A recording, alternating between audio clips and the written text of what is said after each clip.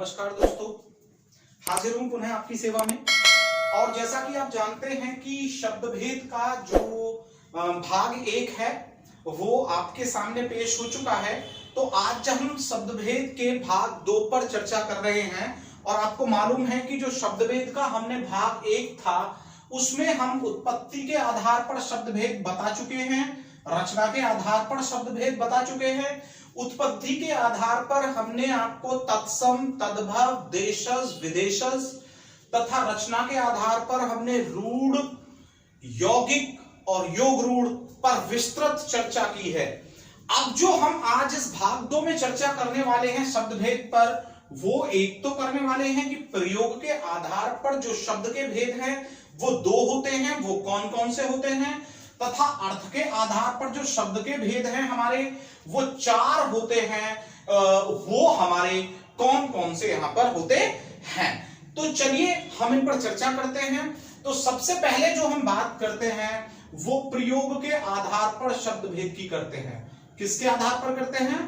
प्रयोग के आधार पर शब्द भेद। ठीक है, अब प्रयोग के आधार पर जब हम शब्द भेद की यहां पर बात कर रहे हैं तो इसमें मैं आपको बता दूं कि यहां पर जब प्रयोग के आधार की बात करें तो जैसा कि आप यहां देख रहे हैं नंबर 3 पर, तो मैंने ट्रिक दी थी आपको 4, 3, 2, 1 और किस तरीके से समझाया था। इसे समझने के लिए आपको भाग 1 देखना अनिवार्य है।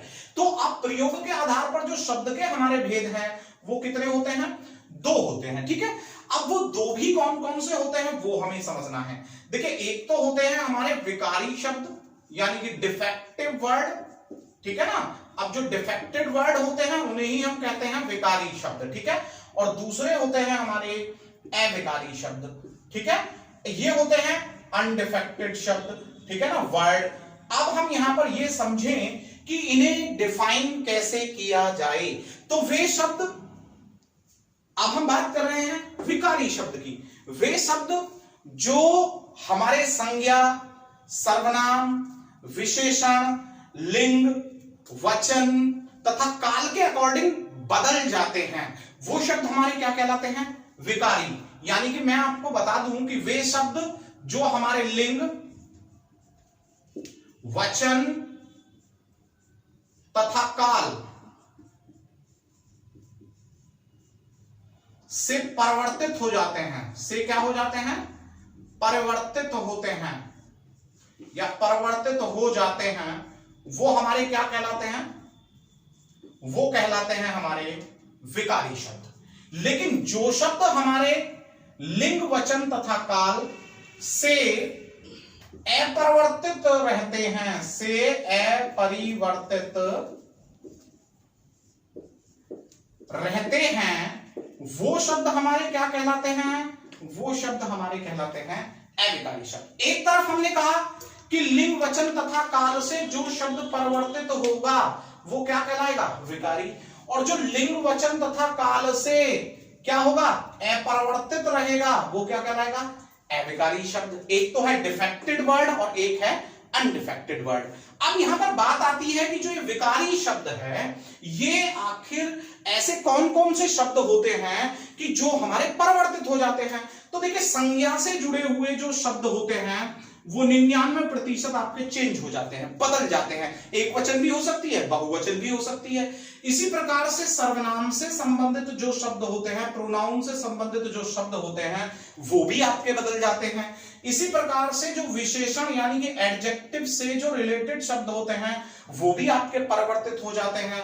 और तथा जो इसके बाद हमारे क्रिया से जुड़े हुए जो शब्द होते हैं वे भी किससे परिवर्तित हो जाते हैं? इन सब से परिवर्तित हो जाते हैं। अब हम देखेंगे कैसे।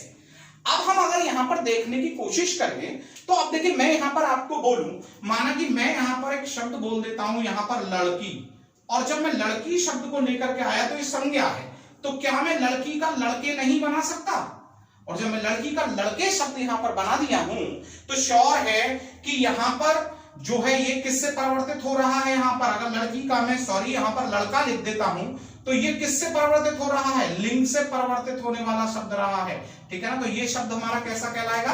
ये यहां पर कहलाएगा विकारी शब्द। या मैं यहां पर लड़की का लड़कियां लिख देता हूं, क्या लिख देता हूं, लड़कियां लिख देता हूं, तो ये शब्द हमारा कैसा कहलाएगा, ये हमारा वचन के आधार पर परिवर्तित हुआ शब्द है और क्या कहलाएगा यहाँ पर, ये विकारी शब्द कहलाएगा। इसी प्रकार से एक तो मैं बोल देता हूं यहां पर हम शब्द और एक बोल देता हूं हमारा शब्द, तो परिवर्तित हो गया, और जब परिवर्तित हो गया ये सर्वनाम शब्द तो क्या कहलाएगा, विकारी शब्द कहलाएगा। एक शब्द हमने वीर बोल दिया, विशेषण शब्द है, लेकिन वीर का हमने वीरता बना दिया, परिवर्तित हो गया तो क्या कहलाया, विकारी शब्द कहलाया। एक लिखा मैंने रहता है और एक लिखा मैंने रहती है, तो ये भी शब्द मेरा परिवर्तित हुआ और ये क्रिया है, रहता है, रहती है, तो जब परिवर्तित शब्द हो रहा है तो वो क्या कहलाएगा, हमारा विकारी शब्द कहलाएगा। तो आप समझ गए होंगे कि विकारी शब्द वो होता है कि जो संज्ञा, सर्वनाम, विशेषण तथा क्रिया पर आधारित हो तथा अपने आप में परिवर्तित होने की क्षमता रखता है, वो क्या कहलाता है, विकारी शब्द। अब हम बात कर रहे हैं अविकारी शब्द। हमने कहा वे शब्द जो हमारे अपरिवर्तित रहते हैं वो क्या कहलाते हैं, वो अविकारी शब्द कहलाते हैं। बात यहां पर निकल के आती है कि अविकारी शब्द कौन कौन से हो सकते हैं जो कि परिवर्तित ना हो, जैसे कि क्रिया विशेषण शब्द। देखिए जो क्रिया विशेषण शब्द होते हैं, जो एडवर्ब से रिलेटेड शब्द होते हैं, वो मुख्यतः अविकारी शब्द होते हैं। इसी प्रकार से हमारे जो समुच्चय बोधक यानी कंजक्शन, समुच्चय बोधक जो अव्यय होते हैं, समुच्चय बोधक जो शब्द हैं हमारे, वे भी कैसे होते हैं, अविकारी। इसी प्रकार से जो हमारे संबंध बोधक शब्द होते हैं, कौन से, संबंध बोधक शब्द होते हैं, वो भी क्या कहलाते हैं हमारे, वो भी अविकारी शब्द कहलाते हैं। इसी प्रकार से जो हमारे निपात आते हैं वो भी क्या कहलाते हैं, वो भी अविकारी शब्द कहलाते हैं। और इसी में एक और आ जाता है विस्मयादि बोधक, ये भी शब्द हमारे अविकारी शब्द कहलाते हैं। विस्मयादि बोधक समझ पा रहे हैं, चलिए मैं दोबारा बता देता हूं।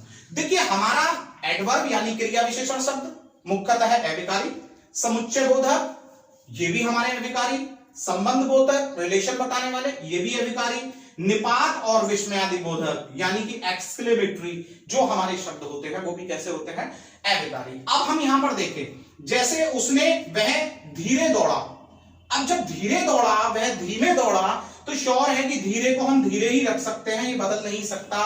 वह तेज दौड़ा तो हम तेज को भी नहीं बदल सकते हैं। तो धीरे और तेज आपको पता है दोनों ही क्रिया विशेषण शब्द हैं, और जब दोनों क्रिया विशेषण शब्द हैं तो हम इन्हें किसी प्रकार से परिवर्तित नहीं कर सकते हैं, तो ये क्या कहलाए जाना चाहिए, अविकारी शब्द कहलाए जाने चाहिए। हमने कहा जो बोगे सो काटोगे, तो जो और सो शब्द की जब हम यहां पर बात कर रहे हैं तो जो और सो हमारे संबंध बता रहे हैं एक दूसरे से, तो श्योर है कि जो और सो को हम परिवर्तित नहीं कर सकते हैं, समुच्चय बोधक हैं, ठीक है ना, सॉरी संबंध बोधक हैं यहाँ पर हमारे, तो श्योर है कि ये क्या कहलाए जाने चाहिए, हमारे अविकारी शब्द कहलाए जाने चाहिए। मैं भी बोल दूं जिसकी लाठी उसकी भैंस, एक दूसरे से संबंध बताया जा रहा है जिसकी और उसकी से, तो ये शब्द हमारे का क्या कहलाए जाने चाहिए, जिसकी और उसकी को हम परिवर्तित नहीं कर सकते, इसलिए क्या कहलाए जाने चाहिए, अविकारी शब्द कहलाए जाने चाहिए यहाँ पर, ठीक है ना। अब हम बात कर रहे हैं यहाँ पर समुच्चय बोधक की, यानी कि जिसे हम कंजक्शन बोल देते हैं। अब हम यहां पर लिख दे लेकिन, एवं, और, तथा। क्या हम इन शब्दों को बदल सकते हैं?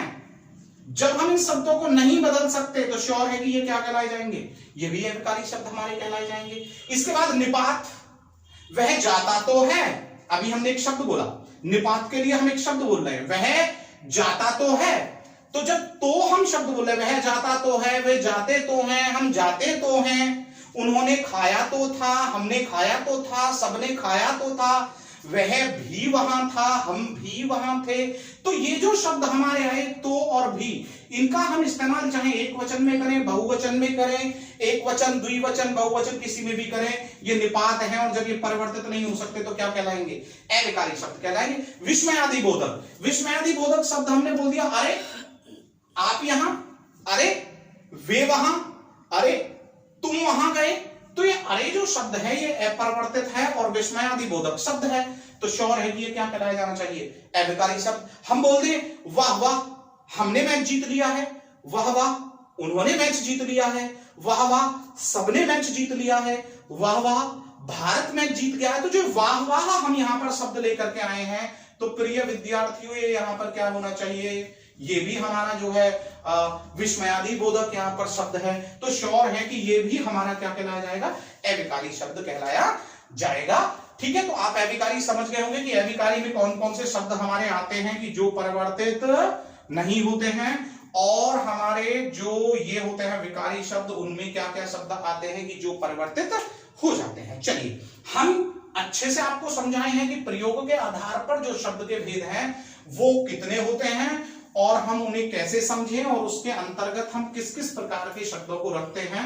अब हम यहां से आगे बढ़ते हैं, और जब हम यहां से आगे बढ़ते हैं तो हमारा शब्द भेद पर जो अंतिम भेद है अर्थ के आधार पर, तो उस पर अब हम यहां पर चर्चा करने जा रहे हैं। तो अर्थ के आधार पर मैंने बताया था कि अर्थ के आधार पर जो आपके शब्द के भेद होते हैं वो 4 होते हैं। कितने होते हैं? 4 होते हैं।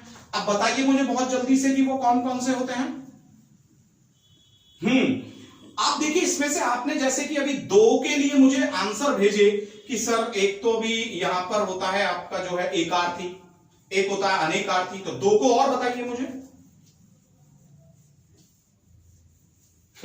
इसे हम रख सकते हैं। अब कैसे रख सकते हैं कि देखिए, अर्थ के आधार पर आपने भी जो 2 की बात की, तो अर्थ के आधार पर जो शब्द के भेद हैं वो है, मैं अब आपको बता दूं, अर्थ के आधार पर शब्द भेद, अर्थ के आधार पर शब्द भेद। अब जब हम अर्थ के आधार पर शब्द भेद की बात कर रहे हैं तो वो 4 हैं। कितने हैं? वो 4 हैं। और 4 में भी कौन कौन से हैं उस पर जरा आप गौर दीजिएगा। एक तो होता है हमारा एकार्थी। क्या होता है? एकार्थी। ठीक है। दूसरा होता है हमारा अनेकार्थी। कौन सा होता है? अनेकार्थी। ठीक है। तीसरा होता है हमारा समानार्थी। क्या होता है?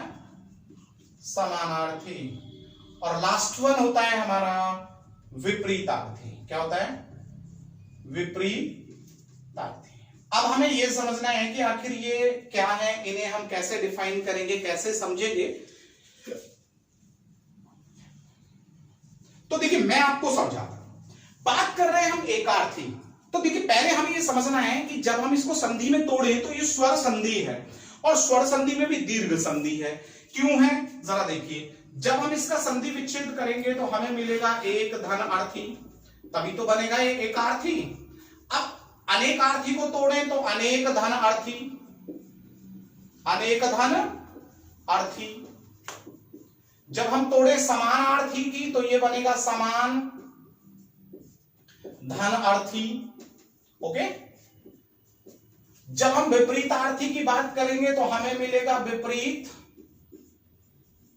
धन अर्थी।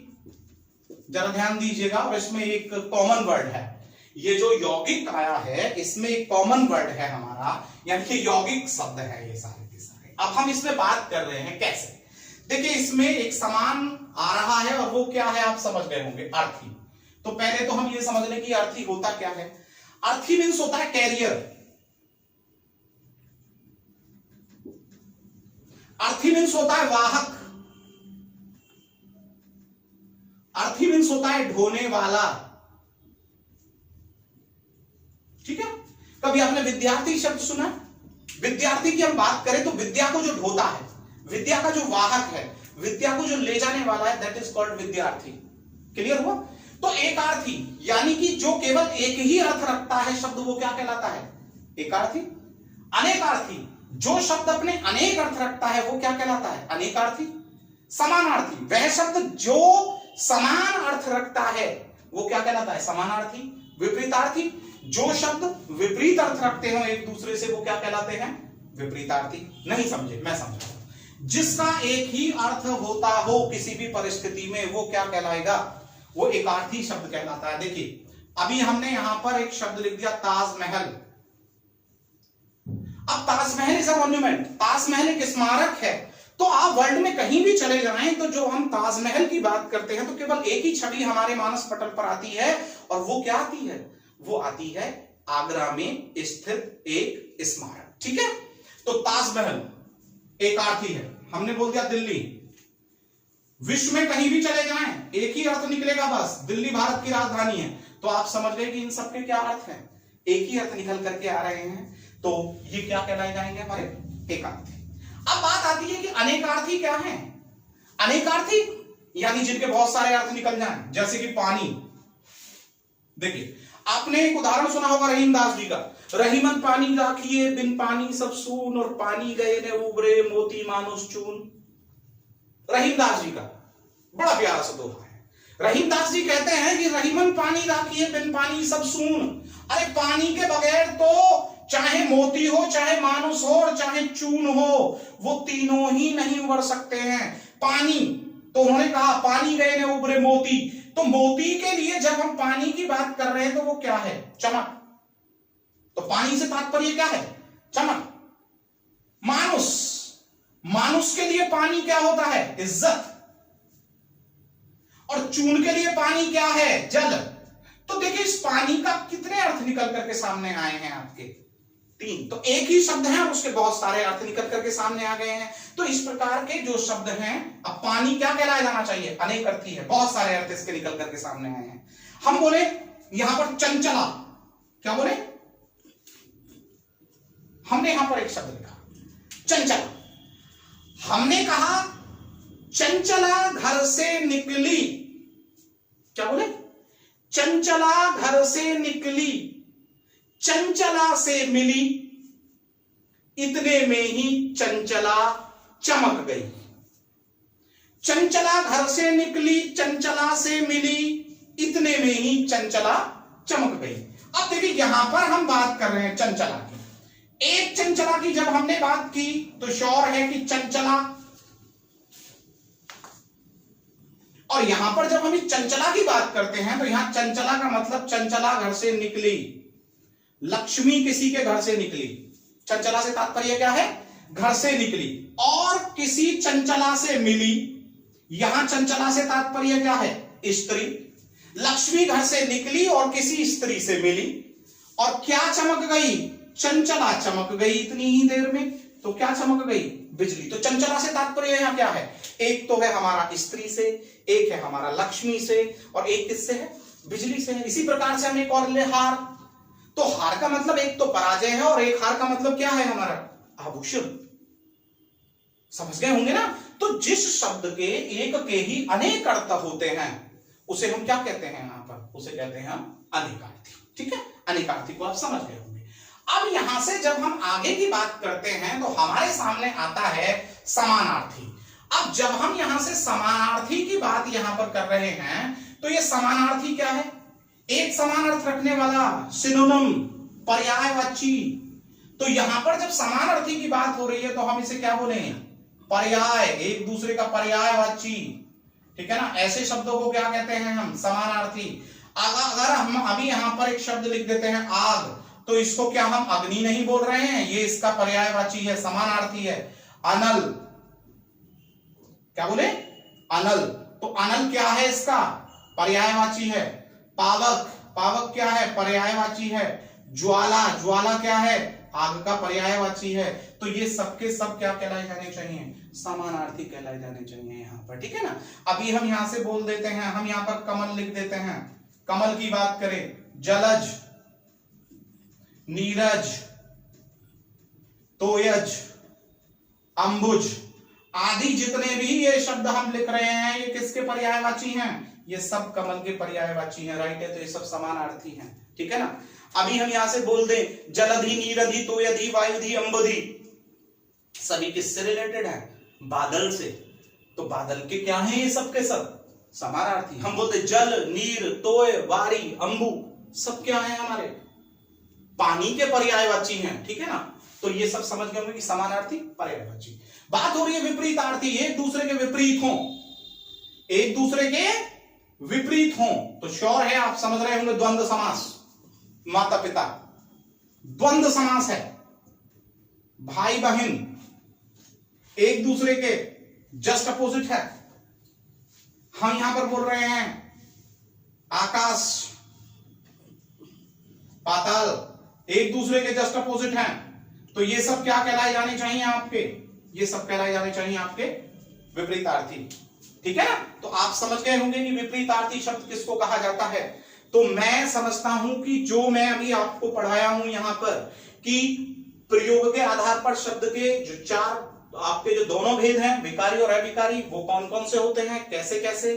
उसके बाद हमने कहा अर्थ के आधार पर चारों भेद कौन कौन से हैं, कैसे कैसे हम उन्हें समझेंगे, तो उन्हें आप भली भांति समझ गए होंगे। ठीक है, मैं जल्द ही आपके सामने पुनः उपस्थित होऊंगा। तब तक के लिए आपसे विदा चाहता हूं। जय हिंद, जय भारत।